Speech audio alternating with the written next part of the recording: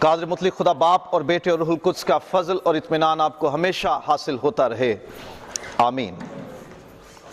خدا کے پاک کلام میں سے ہم جس مضمون کو سیکھ رہے ہیں سلسلہ وار، وہ ہے خدا کی بادشاہی، اور خدا کی بادشاہی کے کئی پہلوؤں کو سیکھتے سیکھتے ہم اب جس ایک ذیلی مضمون کو، ایک سب ٹاپک کو سیکھ رہے ہیں، وہ ہے our activities in the kingdom of God۔ خدا کی بادشاہی میں ہمارے ذمہ کیا کیا کام ہوں گے جو ہمیں وہاں کرنے ہوں گے، اور مقصد یہ ساری چیزیں سکھانے کا یہ ہے کہ ہمیں پتہ ہو کہ ہم نے وہاں جا کے کیا کرنا ہے تاکہ ہم اس کے لیے تیار ہو سکیں۔ پہلی بات جو ہم سیکھ چکے ہیں وہ یہ ہے کہ ہم وہاں ہمیشہ کے لیے خدا کے گھر میں رہیں گے۔ اگر ہمیں یہاں زمین پر خدا کے گھر میں رہنے کی عادت نہیں تو وہاں ہمارے لیے مشکل ہوگا خدا کے گھر میں رہنا، اس لیے یہاں خدا کے گھر میں زیادہ وقت گزارنے کی عادت ڈالیں۔ پھر وہاں ہمیں خدا کا چہرہ، اس کا منہ ہر وقت دیکھنے کو ملے گا۔ اگر ہم خدا کا چہرہ دیکھنے کے آرزومند نہیں، ہمیں اسے دیکھنے کی عادت نہیں، اس کے چہرے سے ہم پرہیز کرتے ہیں، تو پھر آسمان پر جا کر ہمارے لیے بہت مشکل ہوگی۔ ہم اس کے چہرے کو کیسے برداشت کریں گے؟ اس کے چہرے کو دیکھنے کے لیے، اس سے فیملیئر ہونے کے لیے ہمیں زمین پر اس کے چہرے کی طلب کرنی ہے۔ سیک ہز فیس، اس کے چہرے کی آرزو کیجئے۔ ہمیں وہاں ہمیشہ کے لیے خدا کے ساتھ رہنا ہوگا۔ زمین پر خدا کے ساتھ رہنے کی عادت ڈالیں گے تو آسمان پر اس کے ساتھ رہنے کے قابل ہوں گے۔ ہم وہاں خدا کے ساتھ سیر کریں گے، we will walk with him، اس کے ساتھ چلیں گے۔ اگر زمین کی زندگی میں ہم اس کے ساتھ چلنے کے قابل نہیں، ہمیں چلنے کی عادت نہیں اس کے ساتھ، ہم اس کی پیس، ہم اس کی رفتار، اس کے چلنے کے انداز اور اس کے راستوں سے واقف نہیں، تو ہم آسمان پر بھی اسے اپنے ساتھ کیسے کمفرٹیبلی کہیں گے کہ ٹھیک ہے میں تیرے ساتھ چلنے کو تیار ہوں؟ یا وہ کیسے ہمارے ساتھ فریلی سیر کرے گا؟ ہمارے لیے مشکل ہو جائے گی۔ ہم وہاں اس کے ساتھ بیٹھیں گے بھی۔ خدا کے پاس بیٹھنے کا ڈھنگ ہے، اس کا طریقہ ہے، اس کے کئی تقاضے ہیں، اسے سیکھنے کی ضرورت ہے کہ خدا کے ساتھ کیسے بیٹھا جائے۔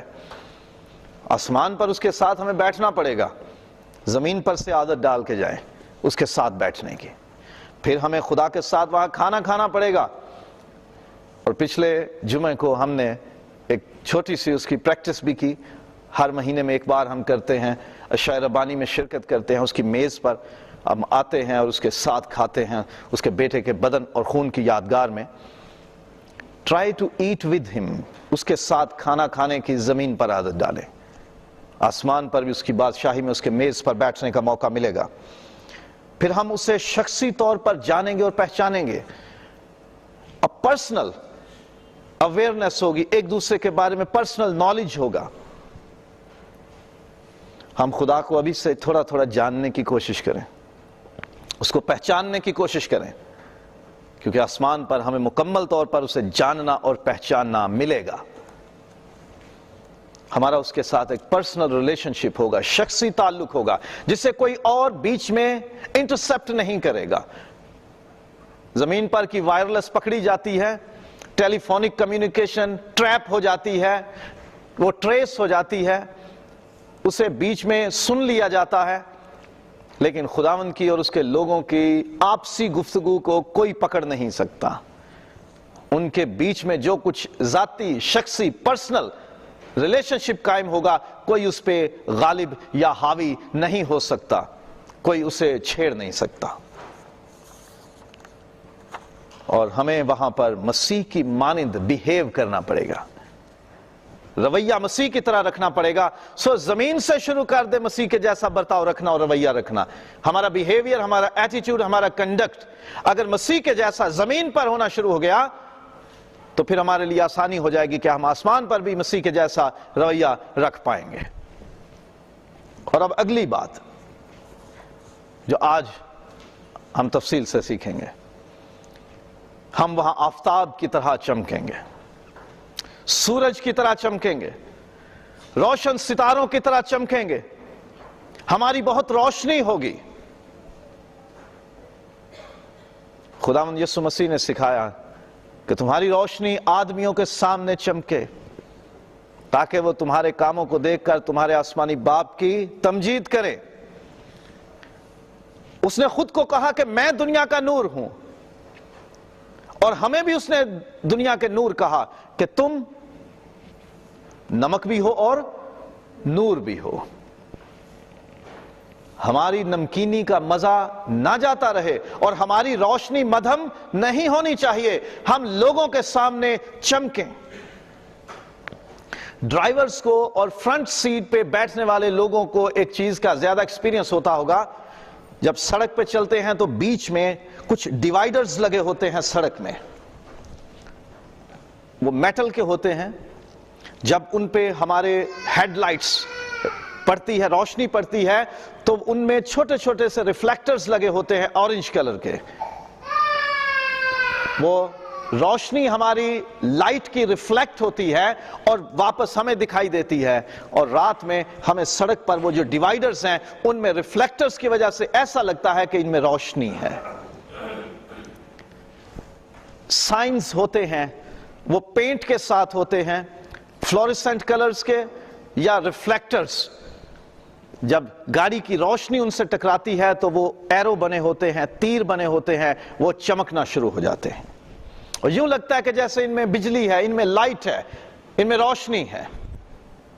ان ریفلیکٹرز میں، ڈیوائیڈرز میں خود میں روشنی نہیں ہوتی. وہ روشنی مین سورس سے لے کر، بڑے بلب سے لے کر، بڑی ہیڈ لائٹ سے لے کر، گاڑی کی لائٹ سے لے کر وہ گلو کرتے ہیں، چمکتے ہیں اور یوں محسوس ہوتا ہے کہ ان میں روشنی ہے اور وہ دنیا کو راستہ دکھاتے ہیں.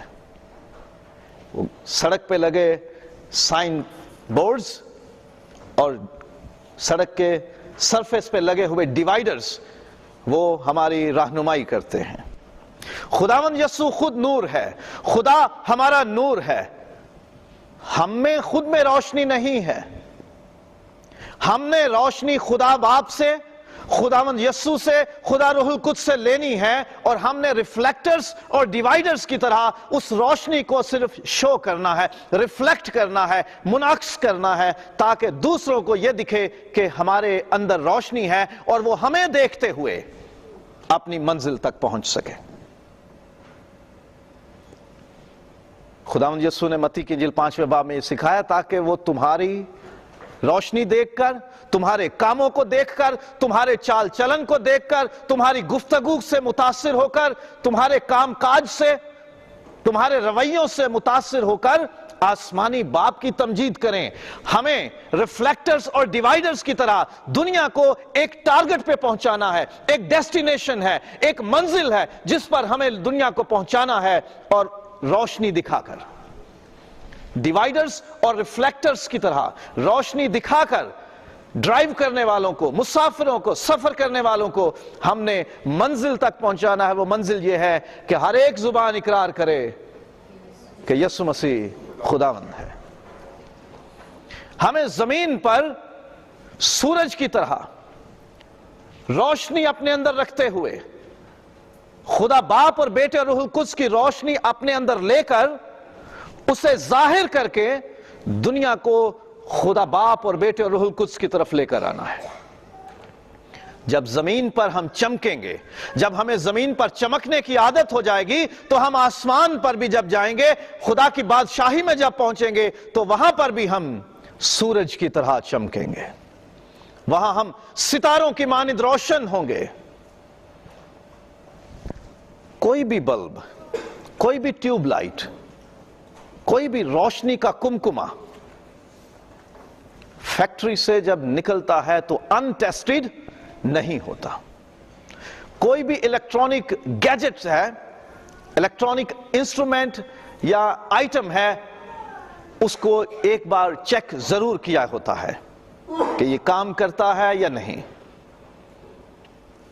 ہم جب آسمان پر جائیں اور خدا باپ ہمیں کہے کہ اے میرے مبارک لوگو، اب تمہارے جلنے کا، تمہارے روشن ہونے کا، تمہارے چمکنے کا وقت ہے، اور جب وہ ہمیں آن کرنے کے لیے کہے اور پتہ چلے کہ ہمارے اندر تو پاکستان کی لوڈ شیڈنگ ہے۔ کبھی کبھی ہو جاتا ہے کہ ہم بھروسے پہ دکاندار سے بلب لے کے آ جاتے ہیں، ٹیوب لائٹ لے کے آ جاتے ہیں، آ کے لگاتے ہیں اور وہ کام نہیں کرتا۔ پھر گھر والوں سے جھڑکیاں الگ سننی پڑتی ہیں، اور آئندہ جب جاتے ہیں تو ساتھ میں اس کو کہتے ہیں بھائی ادھر چیک کر کے دے، پوری ٹرائی دے، ادھر تیری دکان میں وہ چلتا میں دیکھنا چاہتا ہوں اور پھر لے کے جاؤں گا، نہیں ایسا نہ ہو میں واپس دوبارہ سے مجھے تبدیل کرنے کے لیے آنا پڑے۔ آسمان کی بادشاہی میں جب ہمیں لے جایا جائے گا تو ہمارا ٹیسٹ اس زمین پر لیا جائے گا۔ کیا ہم زمین پر رہتے ہوئے چمک رہے ہیں؟ اس روشنی، اس لائٹ کو، اس نور کو ہم نے ریسیو کیا ہے جو مسیح خداوند سے ہمیں ملی؟ کیا ہم چمک رہے ہیں اس سے؟ کیا ہم گلو کر رہے ہیں؟ کیا ہم انلائٹنڈ ہیں؟ کیا ہم وہ روشنی دنیا کو دکھا رہے ہیں کہ جس سے لوگ متاثر ہوں اور ایک منزل کی طرف ان کو ڈائریکشن مل جائے، ان کو راستہ مل جائے، ان کو رہنمائی ملے کہ خدا باپ کی تمجید کرو؟ اور فلپیوں باب نمبر 2 میں اس کی تمجید یہ ہے، تمجید کے لیے دوسرا ترجمہ جلال ہے، اور خدا باپ کے جلال کے لیے ہر ایک زبان اقرار کرے کہ یسوع مسیح خداوند ہے۔ ہمیں دنیا کو خداوند یسوع مسیح کی طرف لے کر جانا ہے، ان کو روشنی دینی ہے کہ آؤ ہم انڈیکیٹر سے، ہم ڈیوائیڈر سے، ہم ریفلیکٹر سے تم روشنی دیکھتے جاؤ اور چلتے چلو اور منزل پہ پہنچ جاؤ گے۔ دنیا تاریک ہے، اندھیرے میں ڈوبی ہے، کیونکہ اس دنیا پر ابلیس نے اپنی سیاہ چادر پھیلائی ہوئی ہے۔ ہمیں اس میں نور بننا ہے، ہمیں اس میں سورج بننا ہے، ہمیں اس میں ستارے بننا ہے، ہمیں اس میں سڑک کے بیچ میں فکسڈ ڈیوائیڈرز کے اندر جو چھوٹا سا گلاس لگا ہے ریفلیکٹر بننا ہے، ہمیں سڑک کے کنارے سائن بورڈز پر ایرو کے مارکس بننا ہے کہ جن پہ خداوند کا نور چمکے، خداوند کی روشنی چمکے، اور دنیا کو یہی دکھے کہ یہاں روشنی ہے اور یہ ہماری رہنمائی کر رہے ہیں۔ ہمیں آسمان پر بھی یہ کام کرنا پڑے گا۔ ہم سورج کی طرح، ہم ستاروں کی طرح آسمان پر چمکیں گے، ہم آفتاب کی طرح چمکیں گے۔ ہمارے اندر خدا اپنی خوبیوں میں سے ڈال دے گا۔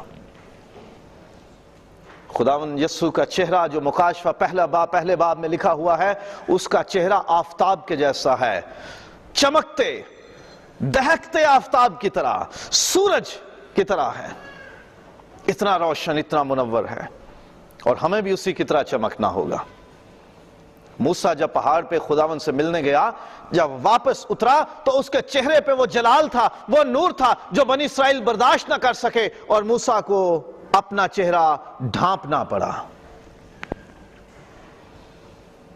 ساری قوم 2 ملین کے قریب لوگ ہوں گے، کیونکہ مرد جو جنگ لڑ سکتے تھے وہ صرف 6 لاکھ تھے، عورتیں اور بچے اور جو جنگ لڑنے کے قابل نہیں تھے، بزرگ ضعیف، وہ نہیں شمار ہوتے تھے۔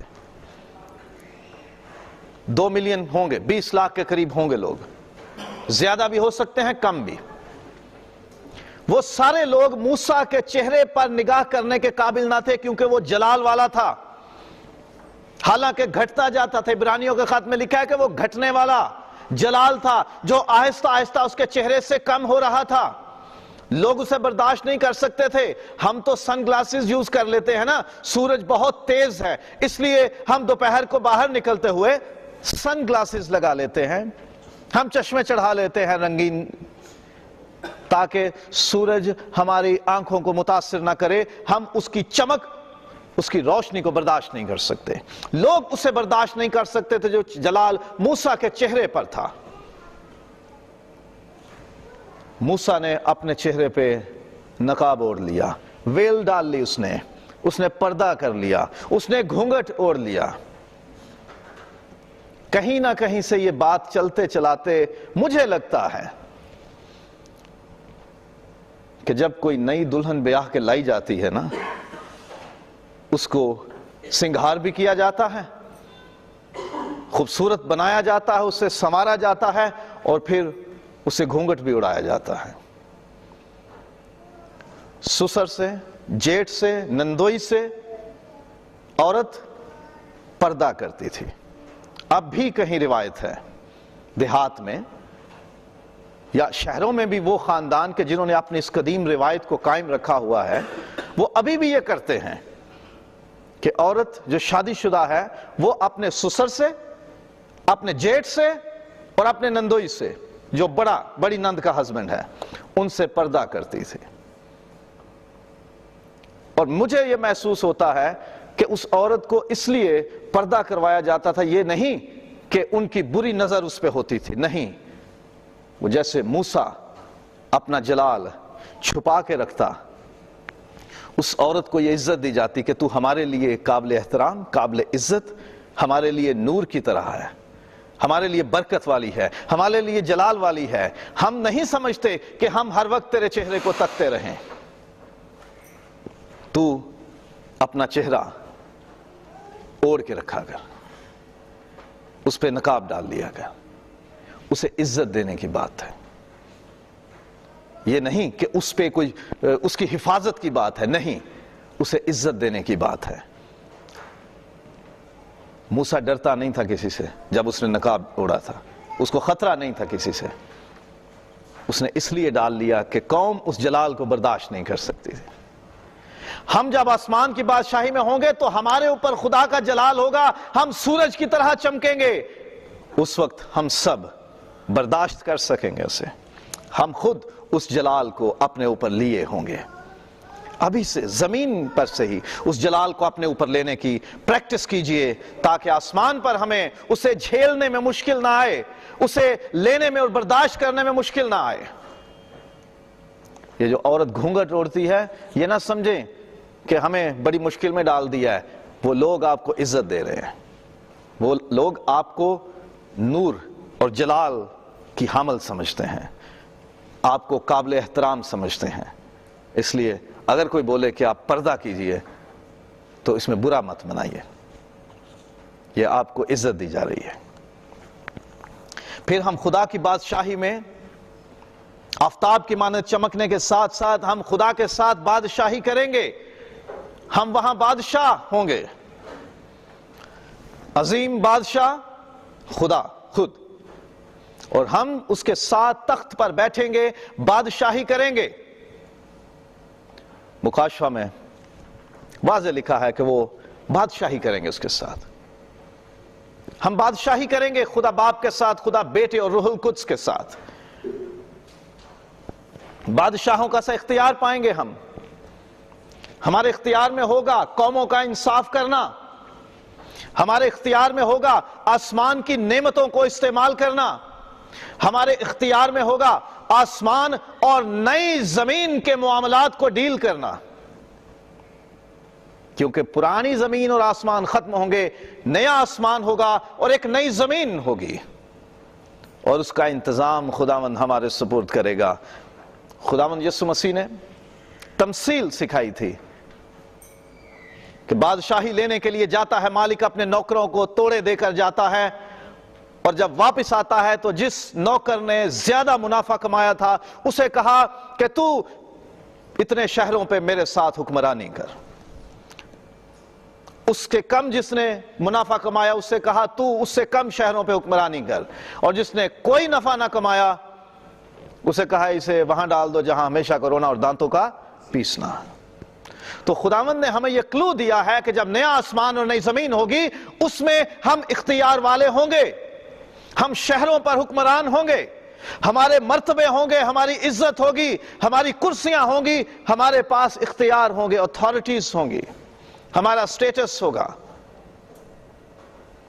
زمین پر خدا نے جس کیپیسٹی میں مجھے اور آپ کو کوئی اختیار دیا ہے ہم اس سے بہتر یوز کریں، کیونکہ جو تھوڑے میں دیانتدار رہے گا اس سے بہتوں کا مختار بنایا جائے گا۔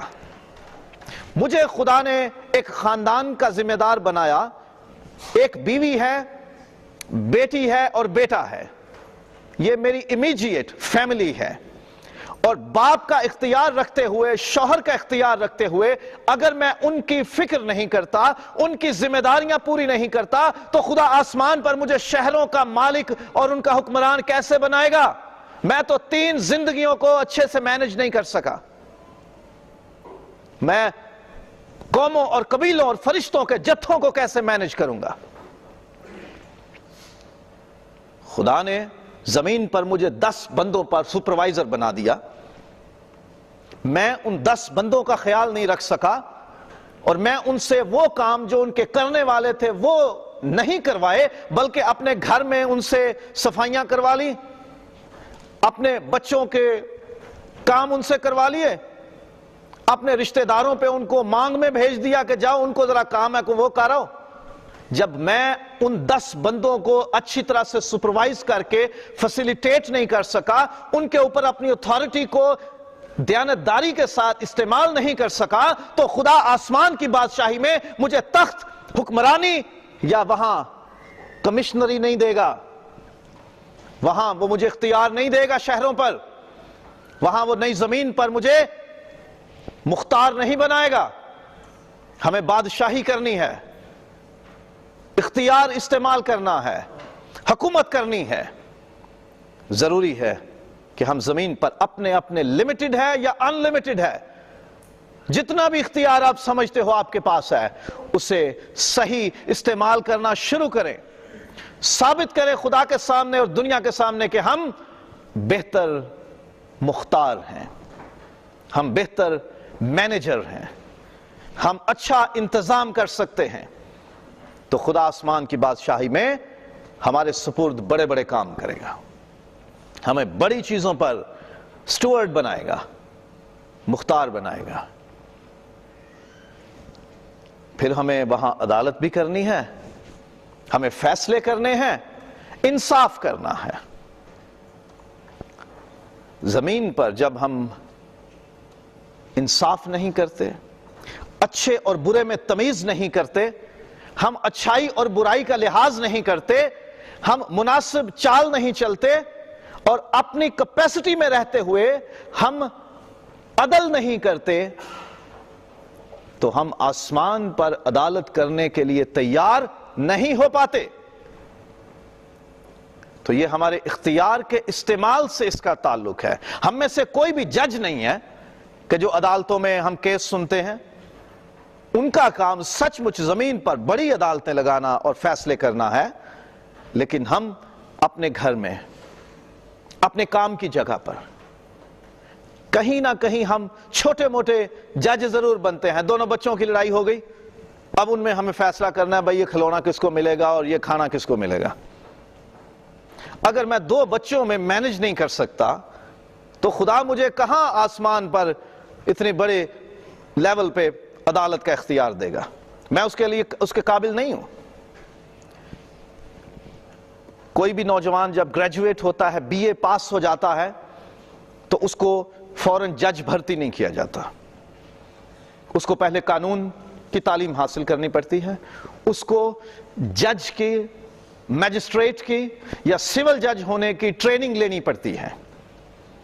وہ اس ٹریننگ سے گزرتا ہے اور پھر اسے امتحان سے گزرنا پڑتا ہے ٹریننگ کے بعد، اور جب وہ امتحان سے گزر کر پاس ہو جاتا ہے تو پھر اسے اپوائنٹ کیا جاتا ہے کہ اب وہ فلاں شہر، فلاں جگہ، فلاں کچہری میں جج بنے گا۔ خدا نے زمین پر ہمارا بہت بڑا امتحان مقرر کر رکھا ہے۔ روزمرہ زندگی میں، خاندان میں، دوستوں میں، رشتہ داروں میں کہیں نہ کہیں ہمیں کچھ نہ کچھ فیصلہ کہیں کرنا پڑتا ہے. ہم عدل کریں، انصاف کریں، کوشش کریں، تیار ہوں تاکہ آسمان پر ہم تیار ہو کر جائیں. خدا ہمیں جو اختیارات دیتا ہے، ان اتھارٹیز، ان اختیارات کے حوالے سے یہ بات بڑی ضروری ہے کہ وہ سب ہمیں خدا کے تابع رکھنے ہیں. مالکوں سے بات کی گئی، انہیں کہا گیا کہ اے مالکوں اپنے نوکروں سے اچھے سے برتاؤ کرو، ان کا خیال رکھو، یہ مت سوچو کہ تم ہی مالک ہو، کیونکہ یاد رکھو کہ تمہارا ایک مالک آسمان پر ہے، سب سے بڑا مالک ہے وہ. ہم اپنے اختیار کو، چاہے وہ ہمیں آسمانی بادشاہی میں ملے چاہے اس زمین پر ہمیں ملتا ہے، ہمیں اسے خدا کے تابع رکھنا ہے. We shall surrender it to God. Submit کرنا ہے اپنے آپ کو خدا کے تابع. ہر چیز خدا کے تابع ہو کر کرنی چاہیے. کچھ حدود ہوتی ہیں، باؤنڈریز ہیں، حد ہے کہ جس کو ہم پار نہیں کر سکتے. ایک بیوی ہے جو اپنے گھر میں پوری طرح سے ہوم منسٹر ہے، گھر مینج کرتی ہے، کھانے سے لے کر لباس تک اور بچوں کے معاملات تک اور رشتہ داروں سے ملنے برتنے تک، خوشی غمی شادی بیاہ کے معاملات تک، لینا دینا، کس کو کیا ہے کیا کرنا ہے وہ سب اس کے اختیار میں ہے. لیکن ایک حد مقرر ہے کہ جس کو وہ پار نہیں کر سکتی. اس حد سے باہر جانے کے لیے اسے اپنے شوہر سے اجازت لینا پڑتی ہے. شوہر باہر جو مرضی کرے، جیسے مرضی روزی روٹی کمائے، کام کاج کرے، محنت مزدوری کرے، بوجھ اٹھائے، فزیکل لیبر کرے یا مینٹل لیبر کرے، اسے روپیہ کما کر لانا ہے.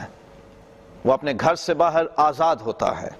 اسے کوئی اس کے گھر کا فرد دیکھتا نہیں، اس کی بیوی اس کے بچے گھر پہ ہیں یا اپنی اپنی جگہوں پر ہے، وہ آزاد ہے. لیکن اس کی بھی لمٹس ہیں کہ وہ کچھ حدود کو اپنی بیوی سے مشورہ کیے، اس کی اجازت لیے بغیر کراس نہیں کر سکتا. یہ آپس کی انڈرسٹینڈنگ ہے، خدا کی طرف سے مقرر کی ہوئی حدیں ہیں. اور کچھ حدیں وہ ہیں جو خدا کے کلام نے ٹھہرائی ہیں، کچھ حدیں وہ ہیں جو ہم نے ایک دوسرے سے کمٹمنٹس کی ہوتی ہیں، ایگریمنٹ کیا ہوتا ہے ہم نے ایک دوسرے سے زبانی. اور کچھ حدیں وہ ہیں جو ہمارے بزرگوں نے ٹھہرائی ہیں، جو ہمارے باپ دادا نے بنائی ہیں. امثال کی کتاب میں لکھا ہے کہ ان حدود کو نہ سرکا جو تیرے باپ دادا نے باندھ رکھی ہیں. وہ معاشرے کی حدود ہیں، وہ ہمارے خاندان کی روایات ہیں. ہمیں ان کے بارے میں بھی یہ سوچنا ہے، جاننا ہے کہ ہم بھی کسی نہ کسی جگہ کسی کے تابع ہیں. اور اگر ہم زمین پر کسی کے تابع رہنا نہیں سیکھتے، اگر ہم زمین پر کسی کو جواب دینے کا ذمہ داری نہیں محسوس کرتے، تو آسمان پر ہمارے لیے بڑا مشکل ہوگا. جس لڑکی کو پیدا ہونے سے لے کر اس کی شادی کے دن تک نہ سننے کی عادت نہ ہو، جس لڑکی کو صبح بستر میں بیڈ ٹی کافی لینے کی عادت ہو، میں پہلے بھی اس بات کر چکا ہوں کہ جسے برتن دھونے سے الرجی اور کپڑے دھونے اور استری کرنے سے الرجی ہو، وہ اپنے شوہر کے گھر میں کیا خاک عزت کمائے گی. جسے اپنے ماں باپ کے تابع رہنا آتا نہیں، جسے اپنے بڑے بہنوں اور بھائیوں کے تابع رہنا نہیں آتا، جسے اپنے چچاؤں کے تابع رہنا نہیں آتا، جسے خاندان کی بزرگ عورتوں اور مردوں کے تابع رہنا نہیں آتا، وہ اپنے شوہر کے گھر جا کے تابع داری نہیں کر سکتی. کیونکہ وہ یہی کہے گی میں کبھی کسی کے انڈر نہیں رہی. اس کے لیے مشکل ہوتا ہے. اور پھر ماں اسے جب دن شادی کے مقرر ہو جاتے ہیں نا، تو پھر اسے ہلکے ہلکے سے کہنا شروع کرتی ہے، خیال کرنا اگلے گھر میں میں نہیں ہوں گی، یہاں تو میں تجھے بچا لیتی ہوں، وہاں کون تیرا مددگار ہوگا. عادتیں بدل. اپنے گھر میں جو بچے اپنے بزرگوں کے اور بڑوں کے اور جو ان پر اختیار رکھنے والے لوگ ہیں، اگر ان کے تابع رہنا نہیں سیکھتے تو اگلے گھروں میں جا کر اپنی شخصی خاندانی ازدواجی زندگی میں انہیں پرابلمز فیس کرنا پڑتے ہیں. کیونکہ وہ کسی کے ساتھ مل کر نہیں رہ سکتے، وہ کسی کی بات مان کر نہیں بلکہ منوا کر خوش ہوتے ہیں، اس لیے ان کی لائف میں کرائسس آ جاتے ہیں، بحران آتے ہیں، پریشانیاں آتی ہیں۔ اگر ہم زمین پر تابع رہنا نہیں سیکھتے تو آسمان پر ہم خدا کے تابع کیسے ہوں گے؟ زمین پر خدا کے تابع رہنا سیکھیں، زمین پر اپنے بڑوں کے تابع رہنا سیکھیں، زمین پر اپنے بزرگوں کے اور ان کے جن کو خدا نے آپ پر اختیار دے رکھا ہے ان کے تابع رہنا سیکھ لیں، کیونکہ آسمان پر جب جائیں گے تو وہاں تو وہ تابع رکھوائے گا۔ میرے تابع رہو۔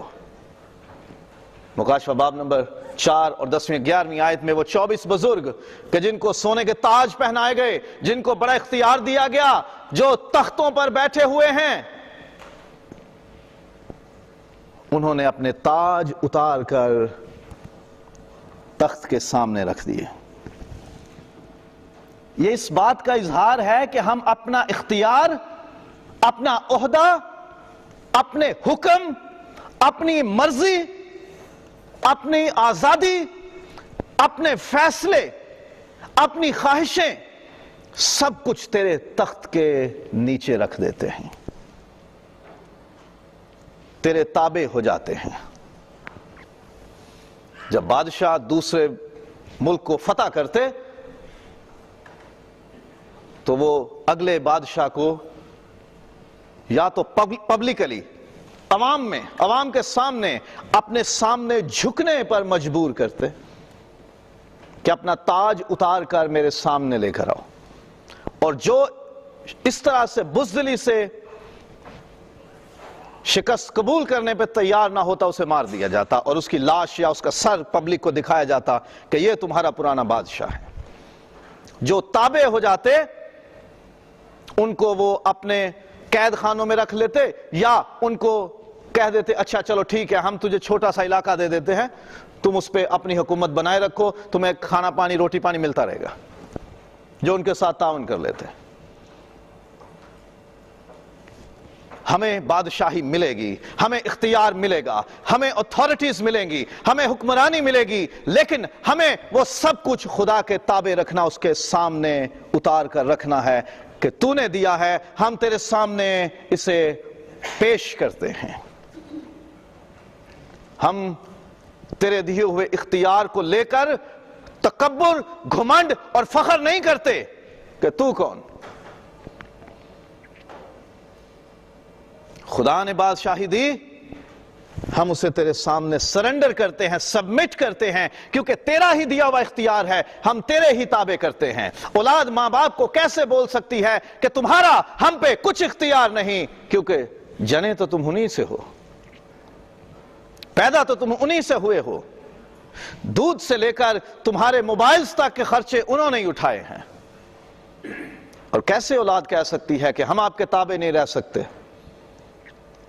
شاید میں نے پہلے بھی آپ کو یہ مثال سکھائی ہے، ایک بزرگ پاسبان کے پوتے نے اس سے کہا آپ کا والٹ کہاں ہے، پرس بتایا فلاں ڈرار میں پڑا، پیسے نکال کے لایا اور دادی کو دیے، یہ پیسے لو اور چلی جاؤ، میں آپ کے ساتھ گزارا نہیں کر سکتا۔ حقیقی واقعہ، میں آپ کے ساتھ گزارا نہیں کر سکتا، اس گھر میں ایک ساتھ ہم دونوں نہیں رہ سکتے۔ پوتے نے دادی کو بولا خدا کے تابع رہنا ہے تو اپنے خاندان میں بزرگوں کے تابع رہو، جن کو خدا نے آپ پر اختیار دیا ہے ان کے تابع رہو۔ اور اگر کسی کو تابع رہنے کی عادت نہیں، کسی کو سبمٹ کرنے کی عادت نہیں، اگر کسی کے گردن اتنی اکڑی اور سریے اور ٹی آر اور گارڈر سے بھری ہے کہ وہ جھک نہیں سکتی کسی اختیار والے کے سامنے، تو وہ سمجھ لے کہ وہ آسمان کی بادشاہی کے لیے انفٹ ہے۔ مولڈ یور سیلف، جھکائیے اپنے آپ کو۔ خداوند یسوع نے آفر کیا ہے، میرا جوا پہن لو، میرا جوا ہلکا اور ملائم ہے، میں حلیم ہوں، دل کا فروتن ہوں۔ اس نے اگرچہ خدا کی صورت پر تھا، خدا کے برابر ہونے کو قبضے میں رکھنے کی چیز نہ جانا، اپنے آپ کو خالی کر دیا، اور یہاں تک فرما بردار رہا کہ موت بلکہ صلیبی موت گوارا کی۔ ہمیں خداوند یسوع کے جیسا رویہ رکھنا ہے، ہمیں اس کی طرح چمکنا ہے، ہمیں اس کی طرح بادشاہی کرنی ہے، اور ہمیں اس کی طرح خدا باپ کے تابع بھی رہنا ہے۔ اس کے فرما بردار بھی رہنا ہے. سو زمین پر فرما برداری سیکھ لیجئے اور پھر ہم کاہنوں کی طرح خدا کی عبادت کریں گے. لائک پریسٹس, کاہنوں کی طرح. بڑی سخت ان کی لائف تھی. کاہن کی لائف, پریسٹ کی لائف بڑی کٹر ہوتی ہے, سخت. بہت سارے ان کے اوپر اصول و ضوابط ہیں. وہ یہ نہیں کر سکتے, وہ نہیں کر سکتے, ایسا نہیں کر سکتے. یہاں تک کہ ماڈرن زمانے کے پاسٹرز بھی اگر کہیں غلطی سے الحمرا سینمے کے سامنے سے اگلی شاپ سے روٹیاں لینے کے لیے چلا جائے اور کوئی دیکھ لے اسے سینمے کے سامنے سے گزر رہا ہے, تو اگلے دن واٹس ایپ, فیس بک, وائبر پہ ٹویٹ ہو جائے گا, جناب اوئے اس سینمے دیکھا تھا اسے, ہمیں تو بڑا منع کرتا ہے. پادری صاحب جناب اتوار کا دن تھا, لوگ چرچ پہلے آ گئے. کوئی آ گیا پہلے, میری طرح بڑا شرارتی تھا, پادری صاحب کے گھر چلا گیا. کمپاؤنڈ میں گھر ہوتے ہیں نا پاکستان میں.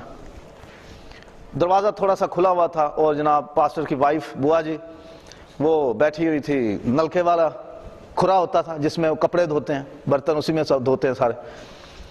وہ کوئی کپڑے دھو رہی تھی, اس نے تھوڑا سا دروازہ دیکھا کھلا ہوا, تو پادری صاحب جناب ڈنڈا لے کے نا, وہ کپڑے صاف کرنے والا ایک ڈنڈا ہوتا تھا, ابھی تو واشنگ مشین ہے نا, اچھی طرح پیٹتے تھے کپڑے کو اس میں سے میل نکالنے کے لیے.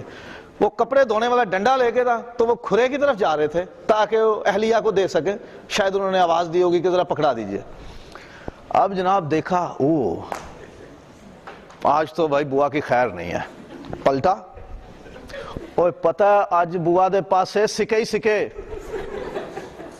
وہ انجتے بڑا کہیں نے بیویاں نہ محبت کرو تو آپ ڈنڈا لے کے دوالے ہویا. بڑے سخت زندگی ہے. کرٹیسزم سب سے زیادہ, ان کے اوپر شرطیں سب سے زیادہ. خدا نے آسمان پر ہمیں کاہنوں کی طرح عبادت کرنے کے لیے ذمہ داری دینی ہے کہ جس میں بہت کچھ ہونا ہے. کاہنوں کی طرح. لوگ سوچتے ہیں بھائی ہدیے بھی یہی لیندہ ہے, مجھ پاں میں سارے نہیں دیندے, چندے بھی یہی لے. وہ ایتھوں تیکر ساڑھے بچے دا نکاح دی چٹھی دے پیسے لے لے. کسی کا پیدا ہو جائے, کسی کا مر جائے, کسی کی شادی ہو, کسی کی منگنی ہو, کسی کا کچھ ہو جائے, کسی کی سالگرہ ہو, پیسے انہی کو ملتے ہیں.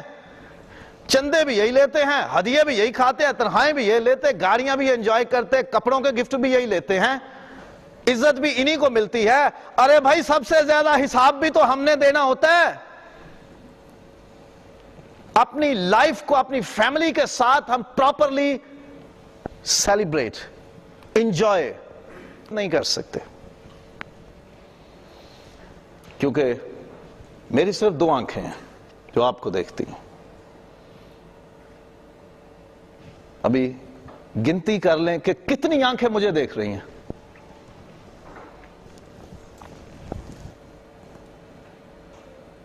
میں ایک وقت میں صرف ایک بندے کو دیکھ سکتا ہوں, اور سب آنکھیں فوکسڈ مجھ پر ہیں. اٹھ کے صبح دعا آپ کے لیے, ہر ایک کے لیے کرنی پڑتی ہے. کتنا وقت لگتا ہوگا؟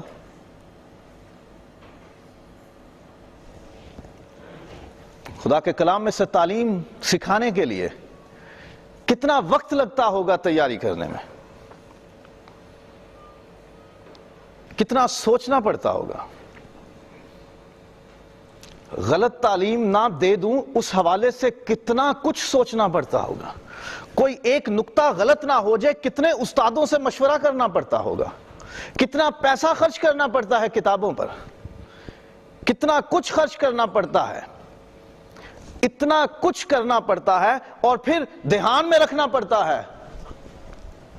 سٹور سے بچوں کے لیے آئس کریم چاکلیٹ لے کے نکلا ہوں, کوئی مل جائے تو اچھا بڑھیا ایشاں اور یہ ساڑھے چندے تھے. پادری صاحب کی بیگم صاحبہ نے جناب کرسمس ڈنر پہ, پاکستان کی بات کر رہا ہوں, خاتون نے اچھا سا کپڑا پہن لیا اور زیور پہن لیا انہوں نے. لوگوں نے ہدیے کم کر دیا. بڑے سوکھے ہو گئے نا, بہت چندہ مل رہا ہے, مطلب ہے یہ تو سانو کھا گئے نا چندہ کٹا ہوئے نا دا کتنی روحوں کا حساب دینا پڑے گا مجھے اور ہر ایک خدا کے خادم کو. کتنی بھیڑیں ہیں جن کے لیے مجھے جواب دینا پڑے گا. نئے عہد نامے میں لکھا ہے تم میں سے بتیرے استاد نہ بنے کیونکہ استاد زیادہ سزا پائیں گے.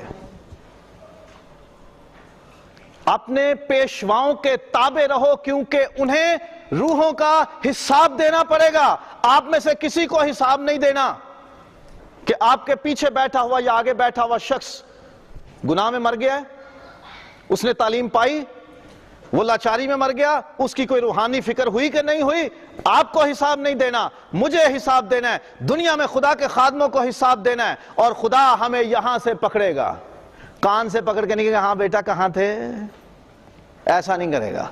وہ ہمیں گردن سے پکڑے گا. تم نے میری بھیڑوں کو پھاڑا اور انہیں کھایا اور تم ان کا گوشت نوچتے رہے, تم فربا یعنی خود موٹے ہوتے رہے اور تم نے میری کلیسیا کی, میری قوم کی فکر نہیں کی. ہم اپنے بچوں کے لیے گارڈینز رکھتے ہیں, ان کے لیے نینیز آیا رکھتے ہیں, بیبی سٹرز رکھتے ہیں, اور بچوں کے لیے ہم انہیں juices, sandwiches, cakes, biscuits, candies, chocolate سب کچھ لے کے ان کو ساتھ دیتے ہیں کہ ہمارے بچے کو یہ پسند کی چیزیں ہیں, یہ آپ انہیں دے دینا, یہ دودھ ہے, یہ اس کا سپلیمنٹس ہیں, یہ اس کی طاقت کی چیزیں ہیں, کچھ فروٹس ہیں, یہ اس کو کھلا دینا. اور بچہ آپ کا دبلا ہوتا جائے اور جو آپ نے بندہ یا بندی رکھی ہوئی ہے بیبی سیٹر کے طور پر اور نینی کے طور پر وہ جناب موٹی ہوتی رہے, تو پھر کیا کرو گے آپ؟ آف کورس آپ اسے اس مہینے کی سیلری بھی نہیں دو گے اور کہو گے نکل میرے گھر سے, تو نے میرے بچوں کا حق کھایا ہے, یہ تیرے لیے نہیں تھا ان کے لیے تھا, تو نے اس کی فکر نہیں کی. کاہن کلیسیا کے لیے سولی پہ کھڑے ہوتے ہیں. دیواروں میں جب دراڑ پڑتی ہے, جب ان میں شگاف ہوتے ہیں, ان میں سے دشمن اندر آ سکتا ہے. پنجابی میں اسے کہتے ہیں سن لگنا, سیندھ لگنا. جب چور کسی گھر میں داخل ہوتا ہے تو یا وہ دروازہ توڑتا ہے یا کھڑکی توڑتا ہے یا دیوار میں وہ ہول کرتے ہیں, سوراخ کرتے ہیں اور اس میں سے جاتے ہیں. اور خدا نے اپنے خادموں کو یہ مقرر کیا ہے کہ تم ان ہولز میں, ان رخنوں میں, ان سوراخوں میں کھڑے ہو تاکہ دشمن اندر داخل نہ ہو. کاہن کی اتنی بڑی ذمہ داری ہے کہ وہ دوسری روحوں کی فکر کرتا ہے. پرانے عہد نامے کا کاہن جب ہیکل میں جاتا, خدا کے پاک مکان میں اور پاک ترین مکان میں داخل ہوتا, اس کے کمر پہ رسہ بندھا ہوتا اور اس کے ساتھ گھنٹی لٹک رہی ہوتی. وہ چلتا پھرتا رہتا, گھنٹی کی آواز باہر سنائی دیتی رہتی. اور اگر خدا کو وہ خادم پسند نہ آتا, اس کی خدمت میں کھوٹ ہوتا, اس کی شخصی زندگی میں کھوٹ ہوتا, تو خدا اسے وہیں مار دیتا. جس کاہن کی باری نکلتی کہ اب کے بار تو جائے گا اندر, سب سے پہلے تو اسے یہ سوچنا پڑتا تھا کہیں ایسا نہ ہو کہ کھینچ کے باہر نکالیں, کیونکہ جب گھنٹی کی آواز رک جاتی وہ تھوڑی دیر انتظار کرتے کہ کہیں رویا نہ دیکھ رہا ہو, کہیں خدا اسے کچھ دکھا نہ رہا ہو, خدا سے بات نہ ہو رہی ہو اس کی. تھوڑی دیر انتظار کرتے, 10 منٹ, 20 منٹ, آدھا گھنٹہ, اور پھر وہ کہتے کہ اب ٹائم اوور ہے, اب اس کو کھینچ لو. اور قوم سمجھتی کہ آپ اس برس بھی ہمارے گناہ خدا نے معاف نہیں کیے. اسے کھینچتے, وہ مرا ہوتا. جب خدا کا کوئی بندہ مذبے پر کھڑا ہوتا ہے, وہ اپنے آپ کو پھولوں کی سیج پہ نہیں, صلیب پہ پیش کرتا ہے. کیونکہ اگر وہ اس کا غلط استعمال کرے گا تو اس کو حساب بھی اتنا ہی بڑا دینا ہوگا. یہاں بیٹھنا بہت آسان ہے, بازو پھیلا کے ٹانگ پہ ٹانگ رکھ کے بیٹھنا اور پھر تنقید کرتے رہنا, یہ نہیں ہوا, وہ نہیں ہوا, وہ کیوں ہو گیا, ایسا کیوں ہو گیا. سو ایزی, بہت آسان. کئی لوگوں کے دل میں آتا ہے جو پادری سکھاتا ہے یار ہم بھی سکھا ہی سکتے ہیں، اس میں کیا مشکل بات ہے، 10 آیتیں پکڑو اور ان کو بیان کر دو۔ ایک بار تو 10 آیتیں ہو گئیں، اب اگلے جمعے، اس سے اگلے جمعے، اس سے اگلے جمعے ہمیں خدا سے ہر روز ہر بار کے لیے خوراک مانگنی پڑتی ہے، اپنے لیے نہیں، صرف آپ لوگوں کے لیے۔ دوسروں کا بوجھ اٹھانا ہوتا ہے کاہن نے۔ خدا آسمان پر ہمیں کاہنوں کی طرح عبادت کرنے کا موقع دے گا۔ کبھی ایک دن کے لیے لائف سوئچ کر کے دیکھیے۔ وہ جیو چینل پاکستان میں چلاتا تھا، ایک دن جیو کے ساتھ، کبھی ایک دن خدا کے خادم کے ساتھ گزاریے، یقین کریں کبھی کبھی بھوکا بھی رہنا پڑتا ہے، خاص طور پہ کرسمس اور نیو ایئر اور ایسٹر اور گڈ فرائیڈے کے دنوں پہ تو میرے اکثر یہی روٹین رہتی تھی پاکستان میں۔ صبح صبح نکلے ہیں، 8 9 10 جگہوں پہ پریچ کرنا ہے، جا کے عبادات میں شامل ہونا ہے، اور اتنا وقت نہیں کہ کہیں سے ہم کوئی سینڈوچ لے لیں، لڈو بنا کے، ماڈرن اس کا نام شوارما، ہم وہی کھاتے رہیں اسٹریٹ، بغیر کچھ کھائے، رات کو جب تھکے ہارے آئے تو تب۔ ایکسپیرینس کیجئے کاہنوں کی زندگی کیسی ہے، اسے ایکسپیرینس کریں، اسے فیل کریں، اسے جانیے، قریب سے جانیے کہ اس کی لائف کیسی ہے، کیونکہ آپ کو وہی زندگی، ویسی ہی عبادت آسمان پر خدا کے لیے کرنی ہے۔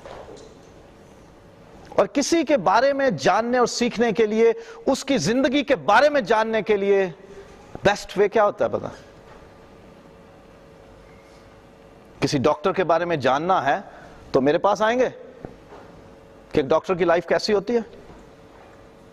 کسی چوکیدار کے بارے میں جاننا ہو تو کیا ہم کمپنی کے مالک سے بات کریں گے کہ چوکیدار کی لائف کیسی ہوتی ہے؟ ہمیں اسی شخص سے ملنا پڑے گا۔ اگر آپ چاہتے ہو کہ آپ آسمان پہ کاہنوں کے جیسے عبادت کے لیے تیار رہو، آپ کو زمین پر کہانت اور کاہن کے کام سے واقف ہونا پڑے گا، اور اس سے واقفیت آپ تب کرو گے جب آپ خدا کے کسی کاہن، کسی خادم سے، کسی پاسبان سے ملو گے، اس سے بات کرو گے، اس کے قریب ہوگے، اس کو دیکھو گے، اس کو آبزرو کرو گے، اس سے بات کرو گے۔ اور اگر آئے بینچ نمبر 18 پہ بیٹھ کے 4:45 بجے آ گئے اور 6:10 پہ نکلے اور چلے گئے، بھائی کیا خاک کاہن کی زندگی کو جانو گے؟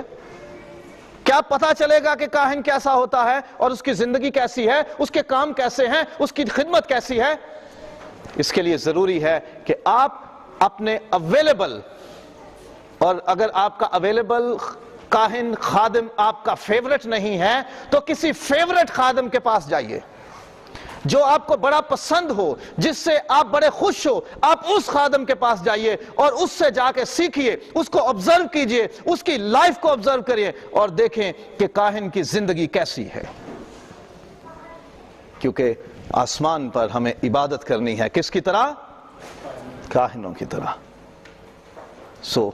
کاہن بننے سے پہلے کاہن کی زندگی کو آبزرو کریں، اس کے کام کاج کو دیکھیں، اس کے لائف سٹائل کو دیکھیں، اور پھر نقل کریں اس کی۔ امید کرتا ہوں کہ آپ جہاں تک کوشش ہو سکے گی خدا کے ان خادموں کی جو کاہن کے طور پر خدمت کرتے ہیں، اس کو جاننے کی کوشش کرو گے، اس کو آبزرو کرو گے، اور امید کرتا ہوں کہ پھر پتا چلے گا کہ کس پاوک دی کئی بگانے ہاتھ جو محنت مزدوری کرنے والا اوزار ہے نا، وہ کسی اور کے ہاتھ میں ہو تو بڑا آسان لگتا ہے، وہ یہ 2-4 بار اس نے لگانا ہے تو، لیکن جب خود کرنا پڑتا ہے تو مشکل ہوتا ہے۔ So I will encourage you, try to observe the life of a priest. ایک پاسبان کی، ایک خادم کی، رہنما کی زندگی کو دیکھیے، اس کے بارے میں جانیے، کیونکہ آپ کو بھی یہی کام کرنا ہے۔ آج کے لیے آج کا دکھ کافی، اگلے جمعے اس سے آگے چلیں گے۔ خداوند آپ کو برکت دے۔ Thank you.